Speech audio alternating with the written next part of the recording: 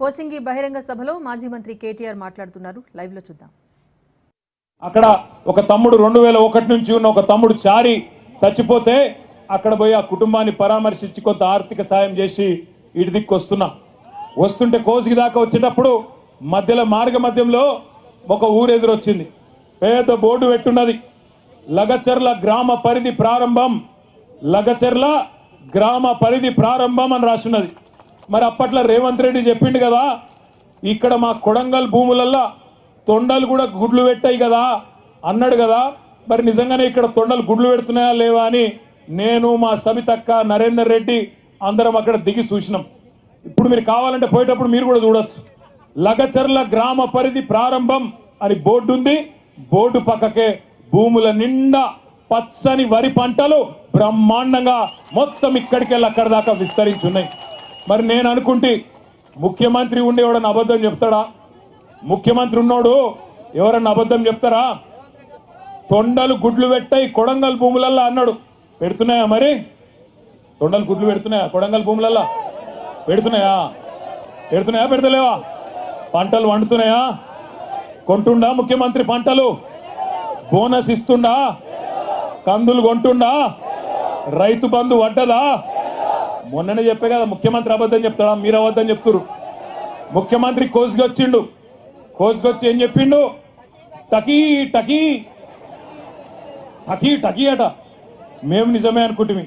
కోసుగిలా చెప్పిండు కదా, ఓట్లేసి గెలిపించిన వాళ్ళకి చెప్పిండు కదా, అబద్ధం చెప్తాడా అనుకున్నా నేను. టకీ తొండలు గుడ్లు పెడుతున్నాయా? కొడంగల్ భూములల్లా పెడుతున్నాయా? పెడతలేవా? పంటలు వండుతున్నాయా? కొంటుండా ముఖ్యమంత్రి? పంటలు బోనస్ ఇస్తుండా? కందులు కొంటుండా? రైతు బంధు వడ్డదా? మొన్ననే చెప్పే కదా ముఖ్యమంత్రి అబద్ధం చెప్తాడా? మీరు అబద్ధం చెప్తురు.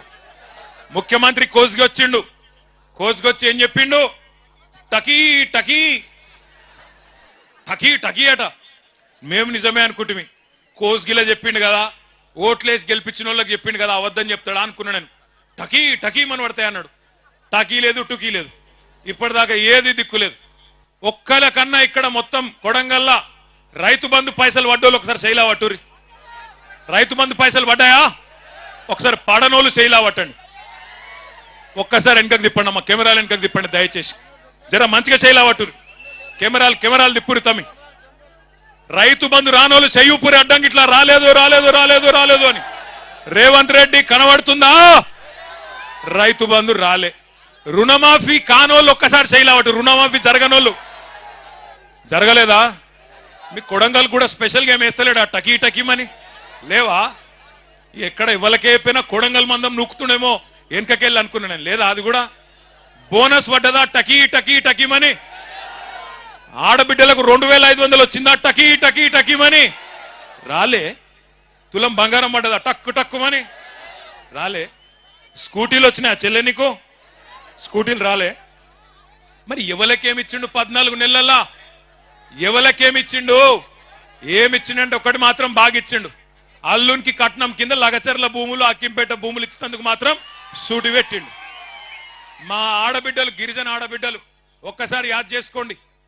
ఇంతకుముందు మా తమ్ముడు గోపాల్ నాయక్ వచ్చి చెప్తున్నాడు, హీరియా నాయక్ వచ్చి చెప్తున్నాడు నాకు, అన్న ఒక మాట చెప్పు, మా ఆడపిల్లలు, లంబాడ ఆడపిల్లలు తాండ దాటి బయటికి కోరన్నా ఎప్పుడు.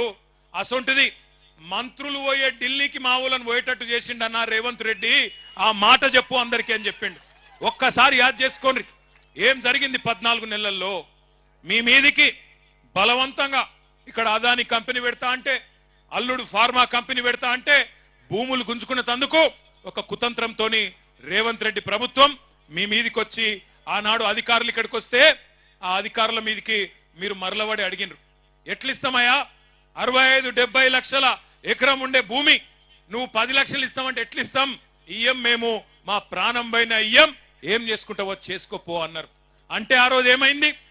కలెక్టర్ మీద హత్యా ప్రయత్నం జరిగిందని చెప్పి రేవంత్ రెడ్డి గారు, ఆయన ప్రభుత్వంలోని మంత్రులు కేసులు పెట్టి 70 మంది మీద కేసులు పెట్టి, అందులో కాంగ్రెస్ వాళ్ళు కూడా ఉండే నిరసన చెప్పిన వాళ్ళ కాంగ్రెస్ వాళ్ళనేమో కట్ చేసిండ్రు, బీజేపీ వాళ్ళని కట్ చేసిండ్రు. ఒక్క టిఆర్ఎస్ వాళ్ళని మాత్రం 40 మందిని, మా సోదరుడు పట్నం నరేందర్ రెడ్డి గారితో సహా 40 మంది రైతులను, ఆ రోజు సురేష్ ని గాని ఇంకా మా హీరియా నాయకును, మా గోపాల్ నాయక్, ఇంకా చాలా మందిని, ఒకరిద్దరిని కాదు 40 మందిని సురేష్తో సహా తీసుకొని పోయి జైల్లో పెట్టినారు. కొంతమందిని చెర్లపల్లిలో, కొంతమందిని సంగారెడ్డిలో, కొంతమందిని పరిగి జైల్లో పెట్టినారు. పెడితే నేను నరేందర్ రెడ్డి దగ్గర పోయినా. ఎట్లున్నాడో ఏమో, నరేందర్ ఆరోగ్యం బాగలేదంట అని నేను ఆయన కాడికి పోయినా. ఎట్లున్నావన్నా అని పోతే నాకేం చెప్పిండు తెలుసా నరేందర్ రెడ్డి? అన్నా, నేను మంచిగానే ఉన్నా, అవసరమైతే కొడంగల్ రైతుల కోసం నెల రోజులు కాదు సంవత్సరం మొత్తం జైల్లో ఉంటా, నువ్వు వాపస్ పో, నువ్వు పోయి అక్కడ ఉండే మా రైతులను నిడిపి అన్నా, నేను కావాలంటే సంవత్సరం ఉంటా. రేవంత్ రెడ్డిని గతంలో నేను ఓడగొట్టిన 2018లో, అందుకే ఆయనకు నా మీద కోపం ఉంటది.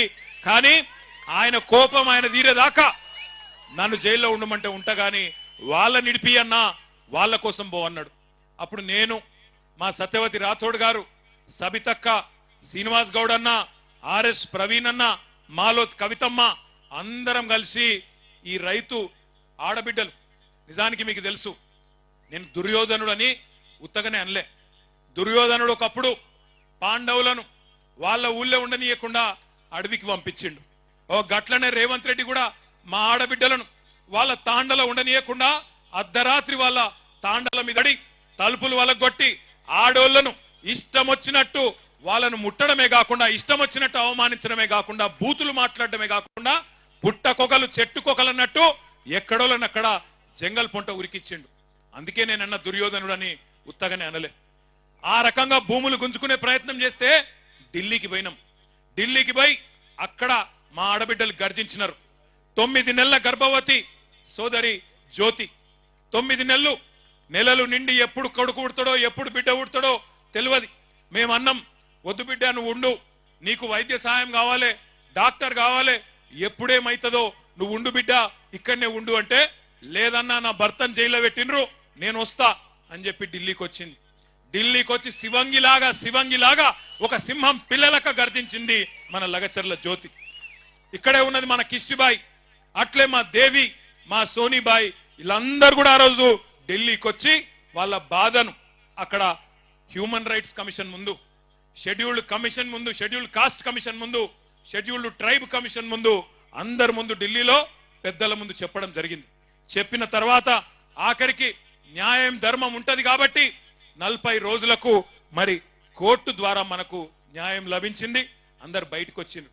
ఇవాళ సంతోషం ఎక్కడ అనిపించిందంటే, లగచర్ల దాటి ముందుకొస్తే హకీంపేటలో మా బంజారా ఆడబిడ్డలు హారతులతో స్వాగతం పలికి, అన్నా మా భూమి పోకుండా చూడే, నీకు దండం పెడతామని చెప్పి బొట్టు పెట్టి ఆడ టెంట్ కింద జ్యోతి ఉంటే జ్యోతి కాడికి తీసుకుపోయిను.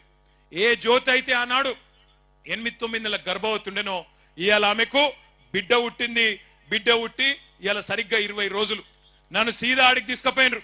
ఆ బిడ్డ కాడికి తీసుకపోతే జ్యోతి బిడ్డను నా చేతిలో పెట్టి, అన్నా భూ పోరాటంలో పుట్టింది నా బిడ్డ, నువ్వే పేరు పెట్టన్నా అని చెప్పింది.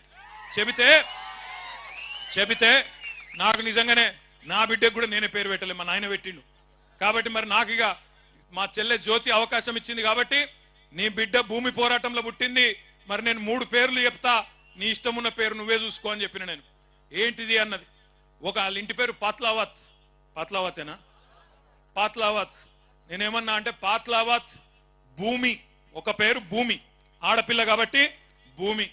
రెండో పేరు ధాత్రి అంటే కూడా భూమే. మూడో పేరు అవని. మూడిట్లని ఇష్టం అన్నా అంటే అన్నదిగా జ్యోతి అన్నది ఆమె భర్త అన్నాడు. ఇద్దరు కూడా రవి ఇద్దరు అన్నారు, ప్రవీణ్ ఇద్దరు అన్నారు, అన్న భూమి బాగున్నది, నా బిడ్డ పేరు పాత్లావత్ భూమి నాయక్, రేపటి నుంచి భూమి నాయక్ అని పిలుస్తా అని చెప్పిండు. సంతోషం, గుండె నిండా సంతోషం అనిపించింది. ఎందుకంటే ఇవాళ ఒక పోరాటంలో చిన్న పాత్ర మాది. నిజానికి పోరాడిందంతా ఇక్కడ కొడంగల్ భూమి పుత్రులు, కొడంగల్ ఆడబిడ్డలు. మీరు కొట్లాడిన కేవలం మేము మీ పక్కన నిలబడ్డం తప్ప మేం చేసింది ఏం లేదు.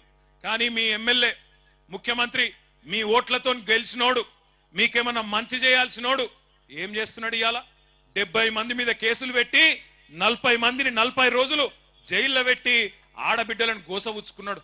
అందుకే నేను అంటా ఉన్నా, రేవంత్ రెడ్డి గారు మర్చిపోకు, యాది పెట్టుకో.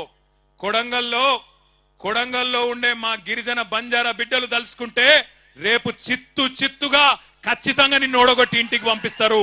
నీ అచ్చంపేటకు మళ్ళా తిరిగి పంపిస్తారు, యాది పెట్టుకో. ఒకటి మాత్రం పక్కా, ఇవాళ రేవంత్ రెడ్డి మోసం ఒక కొడంగల్లోనే కాదు, మొత్తం రాష్ట్రం అంతా దేశం అంతా తెలిసిపోయింది.